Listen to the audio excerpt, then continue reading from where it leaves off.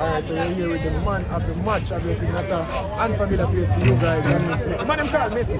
First of all, talk to me about the performance in today's game. It was a great performance from me and my team. The coach come out there and Alright, and obviously you started this game fast. You got 2 chances in 2 minutes and you took one of them. What was your approach to a game like this one? Obviously, not the best thing to do, but you wanted to come and start the class on a game like this? come out here and execute. I've been training hard. My finishing.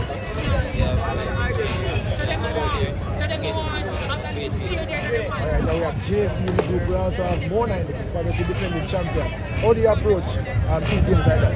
This is not fear anyone say about us. And keep the same focus and go out there 1 game at a time. Alright, and after the last game, obviously facing some of the defeated stats. How did the coach pick the team up to have such a dominant performance?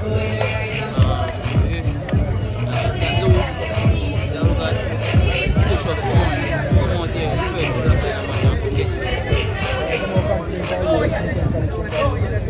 I'm confident that my team can go all the way this year. This is the 100th anniversary. Hopefully we can take it to 1 billion.